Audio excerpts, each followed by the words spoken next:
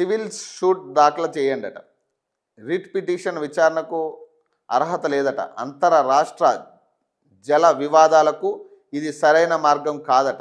నల్లమల్ల సాగర్ విషయంలో తెలంగాణ ప్రభుత్వానికి సుప్రీంకోర్టు సూచనట. రిట్ పిల్ను ఉపసంహరించుకున్న సర్కారట.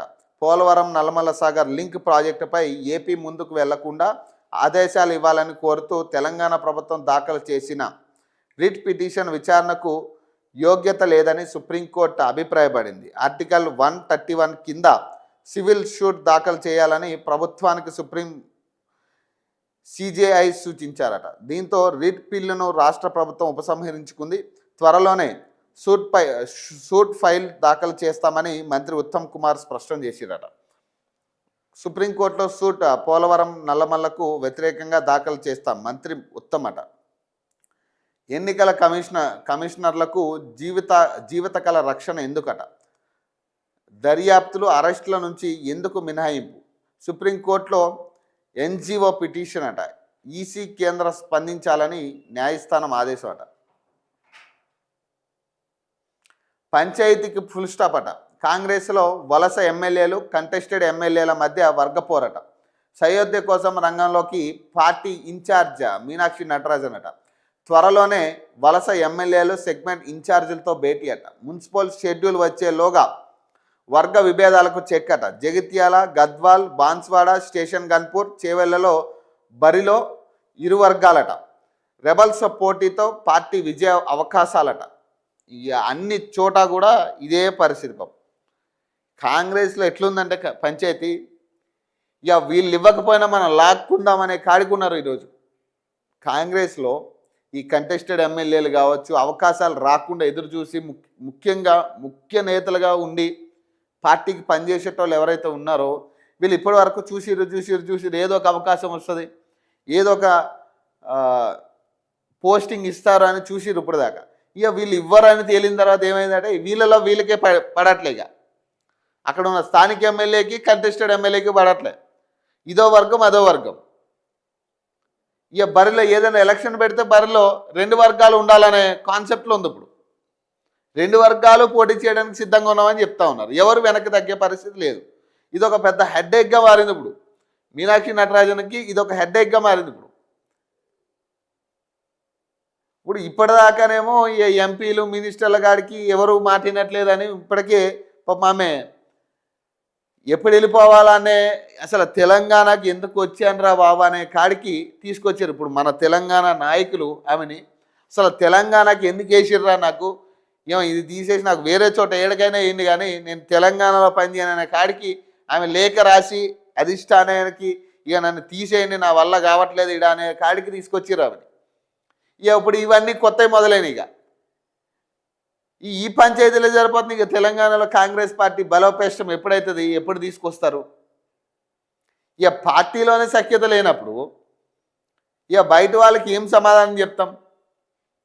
కనీసం బీఆర్ఎస్ నుంచి ఏదన్నా నింద వచ్చినప్పుడు దానికి సరిగ్గా కౌంటర్ ఇచ్చేటోడు ఒక్కళ్ళు లేడు కాంగ్రెస్ పార్టీ నుంచి. అందరూ కూడా నాకెందుకులే దీని మీద, ఇక నేనేం మాట్లాడతా దీని మీద. ఆ స్పీడ్నెస్ ఉండదు, ఎక్స్పోజ్ చేయలేరు సరిగ్గా దాన్ని. ఇప్పుడు మేము చెయ్యలేదు అని గట్టిగా చెప్పేటోళ్ళు ఎవ్వరూ లేరు కాంగ్రెస్ పార్టీలో. ఎవరికి వాడే నాకెందుకనే కాడికే ఉన్నారు. మంత్రులు కావచ్చు, ఎంపీలు కావచ్చు, ఎమ్మెల్యేలు కావచ్చు, స్పోక్ పర్సన్లు కావచ్చు, అందరూ అట్లనే ఉన్నారు. ఇది నాకెందుకులే, ఈ పంచాయతీ నాకెందుకు. ఇప్పుడు కేటీఆర్ ఏదన్నా ఒక మాట అన్నప్పుడు దానికి కౌంటర్ ఇచ్చేటోళ్ళు తక్కువ, చాలా తక్కువ మంది కాంగ్రెస్ నుంచి కౌంటర్ ఇస్తారు. అసలు దాన్ని అపోజ్ చేసేటోళ్ళు కూడా సరిగ్గా ఉండరు పార్టీలో. ఎందుకు అంటే ఇది నాకెందుకే, నాకేమైనా ఇచ్చిండా, నాకేమైనా పదవి ఇచ్చిండా, ఇదే కాడికి వాళ్ళు ఉన్నారు. ఇక మంత్రులు ఎమ్మెల్యేలు వీళ్ళైతే ఇక మనం ఎందుకు అందులో జోక్యం చేసుకోవాలి? ఇక మళ్ళీ తెల్లారితే మనం ముఖాలు చూసుకునే వాళ్ళం, వాళ్ళతో మనకు పని ఉంటుంది, మనతో వాళ్ళకి పని ఉంటుంది. ఇట్లా ఆలోచించుకునే వాళ్ళని ఎక్కువ అయ్యారు ఇందులో. ఇక దీని మీద ఏంటంటే వర్గపోరు బాగా పెరిగింది. ఇప్పుడు ఈ వర్గపోరుని పాపం సద్దు మనగాలంటే విభేదాలకు చెక్కి పెట్టాలంటే పాపం ఆమెతో కావట్లేదు మీనాక్షి నటరాజన్తో. ఇక టీపీసీసీ ప్రెసిడెంట్ ఇక ఆయన కూడా సైలెంట్ అయ్యింది ఇక చూసిండు ఇది కాదు అని ఆయనకు అర్థమైంది. ఎందుకంటే తెలంగాణలో నాయకులు ఎట్లుంటారో ఆయనకి క్లియర్గా తెలుసు, స్పష్టంగా తెలుసు టీపీసీసీకి. వీళ్ళు మన మాట వినరని అర్థమయ్యే ఇక వాళ్ళ జోలికి వెళ్ళడం మానేసిండు ఆయన. పాపం కొన్నాళ్ళు నడిపించిండు, వాళ్ళని పిలిచిండు వీళ్ళు పిలిచిండు, కూర్చోబెట్టిండు. నీకు అది మొత్తం మీద బ్రేక్ఫాస్ట్ లంచ్లని అవన్నీ ఇవన్నీ డిన్నర్లని ఏర్పాటు చేసి కూర్చోబెట్టిండు. కానీ ఇక అది ఎంతకీ కాని పనిగా కనపడతా ఉంది. ఇది సఖ్యత రాదు. ఈ పార్టీని ఎట్లా బలోపేతం చేయాలనే కాడికి వీళ్ళు ఉన్నారు. కనీసం మున్సిపల్ షెడ్యూల్ వచ్చే వరకైనా కూడా వీళ్ళ వర్గ విభేదాలను చెక్కి పెట్టాలనే ఆలోచనలో ఇప్పుడు ఉంది. మరి వర్గ విభేదాలకి చెక్ పెట్టాలంటే ఏం చేయాలా? ఎవరో ఒకరిని డ్రాప్ చేయాలా, ఒకరికి అవకాశాలు ఇవ్వాలా ఒక వర్గానికి. అది వీళ్ళు ఒప్పుకునే పరిస్థితి లేదు కదా. ఇప్పుడు ఇదే పెద్ద టాస్క్ అయింది. ఇప్పుడు జూబ్లీహిల్స్ ఉప ఎన్నికల్లో కూడా ఇదే పెద్ద టాస్క్. దాదాపు 4-5 వర్గాలు 4-5 ఆశావాహులు అయినప్పుడు ఇక అందరినీ కాదని ఇప్పుడు నవీన్ యాదవ్కి ఇవ్వడానికి వీళ్ళ తల ప్రాణం తోక్కొచ్చిన పరిస్థితి. అందరూ సీనియర్లే. నవీన్ యాదవ్తో పాటు ఎవరైతే పోటీ చేయాలనుకున్న కాంగ్రెస్ సీనియర్ నాయకులు ఉన్నారో అందరూ సీనియర్లే. వాళ్ళని కాదంటే రేపు వాడు ఒకవేళ పార్టీ నుంచి జంప్ అయ్యే పరిస్థితో ఇంకోటో వాడు కొంచెం పార్టీకి బలంగా ఉన్నట్టోళ్ళే పోటీ చేస్తాను ఆ టికెట్ అడగడం జరిగింది. వీళ్ళకి ఏమైపోయిందంటే ఎవరికి ఇవ్వాలో తెలియదు. ఇప్పుడు వాళ్ళని ఎట్లా బుజ్జగించాలో తెలియదు. ఇప్పుడు అదే పరిస్థితి ఇప్పుడు మళ్ళీ ఈ కంటెస్టెడ్ ఎమ్మెల్యేలు వలస ఎమ్మెల్యేల మధ్య జరుగుతూ ఉంది. అంటే పార్టీలో జాయిన్ అయిన ఎమ్మెల్యేలకి కంటెస్టెడ్ అంటే పార్టీలో ఉండి పనిచేస్తూ ఎమ్మెల్యే టికెట్ ఇచ్చి కంటెస్టెడ్ ఎమ్మెల్యేలు ఎవరైతే ఉన్నారో వీళ్ళకి ఇదే జరుగుతూ ఉంది. ఇప్పుడు అధికార కాంగ్రెస్లో వలస ఎమ్మెల్యేలు కంటెస్టెడ్ చేసి ఓడిన లీడర్ల మధ్య వర్గపోరు రోజు రోజుకు పెరుగుతుందట. నియోజకవర్గాల్లో పట్టు కోసం ఇరు వర్గాలు తీవ్రంగా ప్రయత్నిస్తున్నాయట. త్వరలో జరగనున్న మున్సిపల్ ఎన్నికల్లో తమ సత్తా చాటేందుకు ఇరు వర్గాలు తమ అనుచరులను బరిలోకి దింపేందుకు సిద్ధమవుతున్నారట. దీంతో ప్రత్యర్థి పార్టీలకు ప్రయోజనం కలిగే ప్రమాదం ఉందని నిఘా వర్గాలు గుర్తించి అలర్ట్ చేశాయట. అందుకని ఇరువురు మధ్య సయోధ్య కుదుర్చేందుకు పార్టీ వ్యవహారాల ఇన్ఛార్జ్ మీనాక్షి నటరాజన్ ప్రత్యేక ఫోకస్ పెట్టినట్లు తెలుస్తుంది. త్వరలో అటు ఎమ్మెల్యేలు ఇటు కంటెస్టెడ్ లీడర్ల అభిప్రాయాలు విని పరిష్కరించే యోచనలో ఉన్నట్లు తెలుస్తున్నది. వాళ్ళ అభిప్రాయాలు ఏముంటాయి? మాకు అవకాశం ఎవరు అభిప్రాయం అయినా ఒకటే, మాకు పోటీ చేసే అవకాశం ఉండాలి. ఇదే అభిప్రాయం ఉంటుంది వాళ్ళది. ఇంక అంతగా మించి ఏముండదు. లేదా పైసలు ఇచ్చైనా సర్దుబాటు చేయాలి వాళ్ళకి. ఎందుకంటే ఈ ఎన్నికల మీద చాలా ఆశ పెట్టుకున్నాడు. ఎందుకంటే ముఖ్యమంత్రి కూడా ఇప్పుడు దాకా చూసిన ఎన్నికలన్నీ కూడా సరే ఈ బాణిలోకి ఇది కూడా వస్తుంది, మున్సిపాలిటీ కూడా మనమే గెలవబోతున్నామని ఆశతో ఉన్నాడు ఆయన. ఇట్లాంటి పంచాయతీలను వచ్చినాయనుకో ఇక ఏదైనా చూసి ప్రతిపక్ష పార్టీకే ప్లస్ అయ్యే పరిస్థితి ఉంటుంది. దీనివల్ల ఈ ప్రతిపక్షాలు కూడా దీని మీద ఫోకస్ చేస్తాయి. ఆ 5 నియోజకవర్గాల సమస్యలట. త్వరలో మున్సిపల్ ఎన్నికలకు షెడ్యూల్ వస్తుందనే వార్తల నేపథ్యంలో అటు కాంగ్రెస్లో చేరిన బీఆర్ఎస్ ఎమ్మెల్యేలు ఇటు కంటెస్టెడ్ లీడర్ల వర్గాలు యాక్టివ్ అయ్యాయట. అన్ని వార్డుల టిక్కెట్లు తామకే ఇవ్వాలని డిమాండ్ చేస్తున్నాయట. ఒకవేళ టిక్కెట్ ఇవ్వకపోతే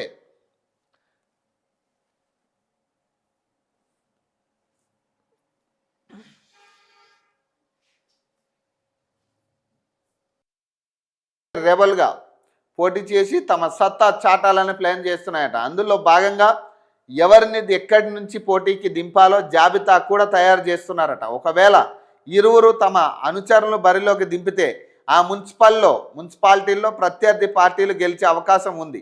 ఈ విషయాన్ని గ్రహించిన నిఘా వర్గాలు ప్రభుత్వాన్ని అలర్ట్ చేశాయట. దీంతో ఇరువురితో మాట్లాడి సమస్యకు పరిష్కారం చూపాలని జిల్లా మంత్రులకు ఆయా బాధ్యతలు అప్పగించినట్లు తెలిసింది. కొన్ని నియోజకవర్గాల్లో మంత్రులు ఇరు వర్గాలతో మాట్లాడిన ప్రయోజనం లేకపోవడంతో నేరుగా పార్టీ ఇన్ఛార్జ్ మీనాక్షి రంగంలోకి దిగే అవకాశం ఉందట. ఇరువురితో మాట్లాడి పరిష్కారం చూపాలని యోచనలో మీనాక్షి ఉన్నట్లు పార్టీ వర్గాలు వెల్లడించాయట.